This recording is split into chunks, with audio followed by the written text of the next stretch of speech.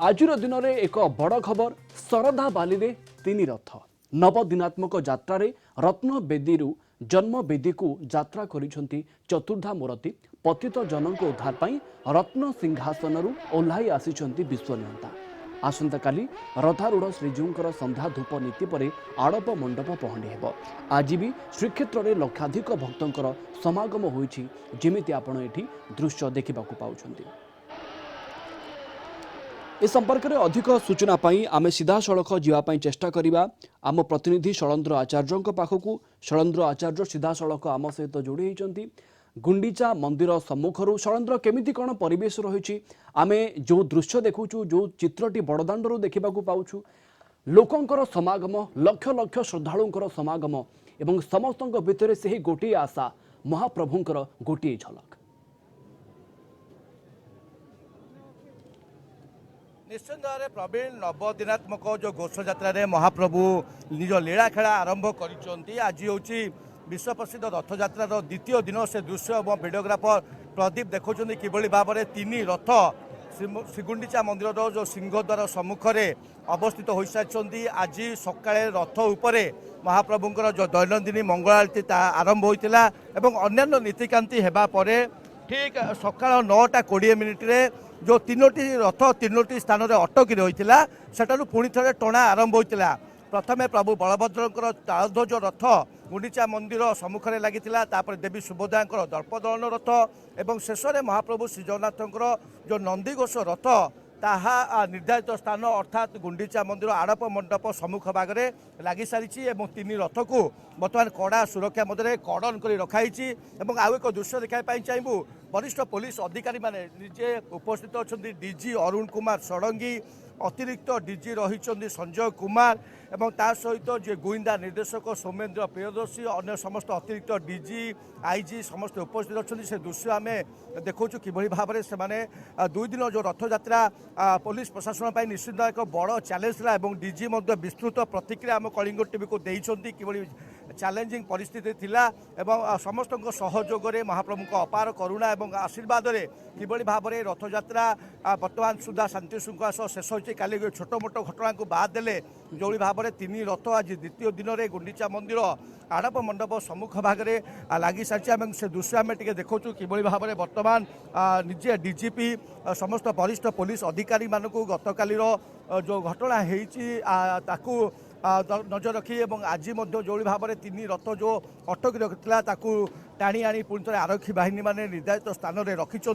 बर्तमान तीन रथ को कड़ा सुरक्षा मध्य रखा कौन भक्त श्रद्धालु को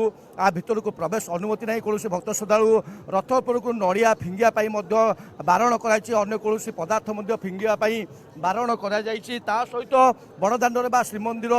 गुंडीचा मंदिर चतुर्दिगरे जो दीप दुकान मान हो दीप दुकान मान न करने डीजीपी अनुरोध कर आसंता काली रथारूढ़ श्री विग्रह मानकर संध्या धूप नीति सरिया पर प्रवीण जो आड़प मंडप पहंडी आरंभ हम गोटी पहंडी रे चतुर्धा विग्रह गुंडीचा मंदिर आड़प मंडप जाई विराजमान करेंगे जो परिवेश आम देखु तीन रथ को कड़ा सुरक्षा मध्य रखाई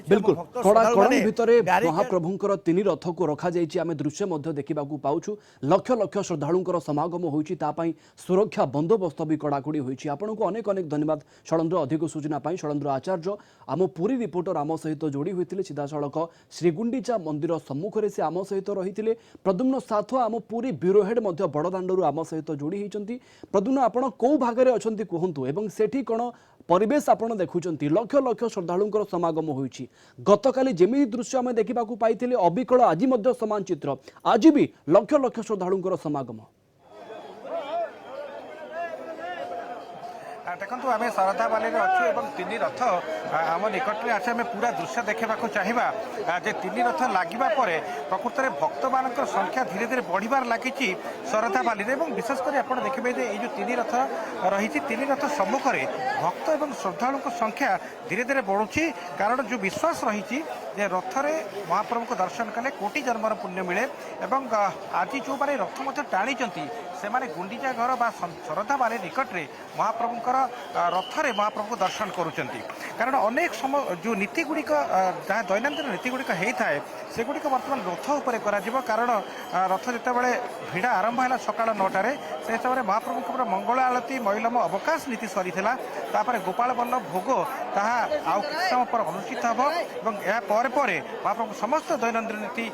ରଥ ଉପରେ ହିଁ ରହିବ। ଯେଉଁ ଭକ୍ତଙ୍କୁ ଶ୍ରଦ୍ଧାଳୁମାନେ ଅଛନ୍ତି ସେମାନେ ତାକୁ ଦର୍ଶନ କରିପାରିବେ। ବିଶେଷ କରି ଆମେ ଦେଖୁଛୁ ଯେ ଭକ୍ତ ଏବଂ ଶ୍ରଦ୍ଧାଳୁମାନଙ୍କ ମଧ୍ୟରେ ଅନେକ ଉତ୍ସାହ ଉଦ୍ଦୀପନା। କାରଣ ଭକ୍ତମଣ୍ଡଳୀ ଚାହୁଁଥିଲେ ଯେ ଗତକାଲି ରଥ ଭିଡ଼ିଛନ୍ତି, ଆଜି ଯେଉଁମାନେ ରହିଛନ୍ତି ସେମାନେ ଆଜି ମଧ୍ୟ ରଥ ଭିଡ଼ିବାର ପୁଣ୍ୟ ଅର୍ଜନ କରିବେ। ତାପରେ ମହାପ୍ରଭୁଙ୍କୁ ଶରଧାବାଲି ନିକଟରେ ଥିବା 3 ରଥରେ ଦର୍ଶନ କରିବେ। ଏ ପ୍ରକାର ସମସ୍ତଙ୍କର ଆଶା ଆକାଂକ୍ଷା ରହିଥିଲା ଯାହା ଆଜି ପୂରଣ ହୋଇଛି। ଏବଂ ବିଶେଷ କରି ଆମେ ଦେଖୁଛୁ ଯେ ଆଜି ରଥ ଟାଣିବାରେ ମଧ୍ୟ ଅଭୂତପୂର୍ବ ନିରାପତ୍ତା ବ୍ୟବସ୍ଥା ଗ୍ରହଣ କରାଯାଇଥିଲା। ତା ସହିତ ମଧ୍ୟ ରଥ ଟାଣିବାରେ ଯେଉଁ ସଭା ନିର୍ଘଣ୍ଟ ରହିଥିଲା ଆମେ ଆଶା କରୁଥିଲୁ 2ଟାରୁ 3ଟା ମଧ୍ୟରେ 3ଟି ଯାକ ରଥ ଲାଗିଯିବ ଏବଂ ସେ ସଭା ପୂର୍ବରୁ ମଧ୍ୟ 3ଟି ଯାକ ରଥ ଲାଗିସାରିଛି। ଆଜି ପୁରା ସୁରକ୍ଷା ବଳୟ ମଧ୍ୟରେ 3ଟି ରଥ ରହିବ ଏବଂ ଆସନ୍ତାକାଲି ପହଣ୍ଡି ବିଜେ ଅନୁଷ୍ଠିତ ହେବ, ଅର୍ଥାତ୍ ଜନ୍ମବେଦୀକୁ ପୁଣି ମହାପ୍ରଭୁ ଫେରିବେ। बिल्कुल आसंताकाली रथारूढ़ श्रीजीउंकर संध्या धूप नीति पर आड़प मंडप पहंडी हेब